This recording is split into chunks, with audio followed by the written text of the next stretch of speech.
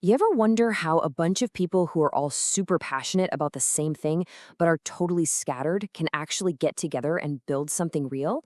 Well, today we're going to deconstruct this really fascinating web app that's designed to do just that. It's all about helping loosely connected people build a living, breathing organization basically from scratch. I mean, that's the central challenge, isn't it? You've got all this amazing energy, all these people who think alike, but they're all in their own little bubbles. So how do you channel all that potential into something that's, structured, vibrant, and can actually manage itself? Well, this app has a pretty fascinating answer for that. And it all kicks off with this core philosophy. Now, this isn't just some nice sounding phrase. It is a fundamental design principle that's literally baked into the very code of the system. What it means is, from the second you join, you are connected. Period. All right, so here's what's on the agenda today. We're going to start with the big vision, the why behind it all. Then we'll break down the absolute fundamental building block of this whole system, something they call the app profile. After that, we'll look at the two key principles that make everything tick. And finally, we'll see how it all clicks together to create this incredible, living, learning system. So what's the grand vision here? Really, it's about solving a very, very human problem. How do we build a real organization around a shared interest or a common goal, especially when we're not all in the same room, when we're spread all over the place? This right here is the main goal, and the key words you really got to focus on are transform and self-managing. This software isn't just some passive list of names like a directory. No, it's an active engine. It's designed to literally forge individual passion into collective, organized action. Okay, to make a transformation like that actually happen, the system needs a fundamental building block, a kind of digital atom that can represent, well, pretty much anything. And that, my friends, is where the a profile comes into play. So, a profile, it's short for app profile, is the central data point for the entire system. Just think of it like a universal container.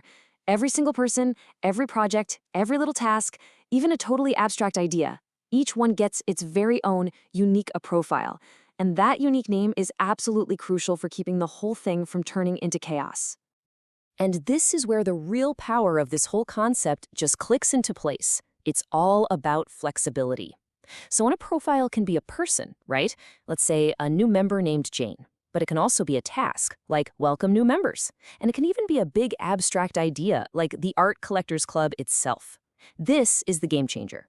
Because the system treats people, tasks, and ideas as the same kind of digital thing, it can build relationships between them in ways that normal software it just can't.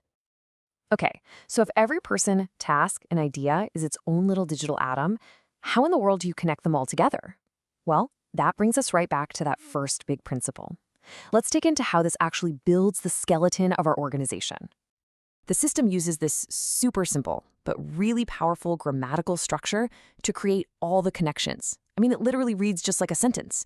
A subject is in some relationship of an object. This simple formula is how the entire hierarchy, all the connections, are written directly into the database. Okay, let's actually build a connection. So, step one, we start with our subject, Jane, our new member. And of course, she's represented by a profile. Next up, we need our object. In this case, it's another a profile that represents the project team. And here's the final piece of the puzzle. We connect them using the relationship member, so the system now understands Jane is member of project team. And just like that, a simple sentence creates a real, meaningful link in the organizational structure. It's that simple. But look, a structure is just a skeleton, right? It's static. To make it a truly vibrant organization, you need action, you need things to happen. And that is where the second motto comes in, the one that's all about getting everyone to participate. This right here is the call to action. The whole app is designed to constantly invite users to, have their say and then to do their bit. It's all about turning people who just sit on the sidelines into active, contributing participants. So how does the system actually turn that principle into real-world action? Well, it uses three core components that all work together. First, you've got the persons. That's the who, the profiles for all the members. Then you've got the tracking. That's the what, all the tasks that need to get done. And finally, you have the bridging. And this is the crucial link, the assignments that connect a person to a task. Okay, this is a really, really important distinction, so let's break it down. Relating is what links one a profile to another a profile. This defines the structure, the hierarchy. Think, Jane is a member of the project team. It's about who you are in the organization. Assigning, on the other hand, links in a profile to a task. Think, Jane is assigned to the data protection task. It's about what you do. But what happens when the thing you're assigning isn't even a person? And this is where things get wonderfully weird and incredibly powerful. Because remember, anything can be in a profile.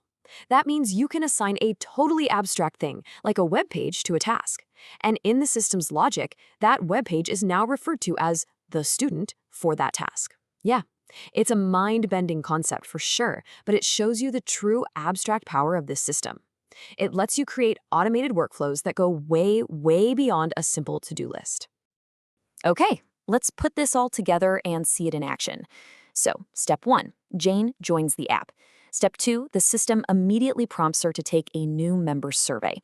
Now, step 3, based on her answer, let's say she mentions she's interested in meeting new people, the system can automatically assign her to the welcome call task. See, her opinion, her say, leads directly to her bit.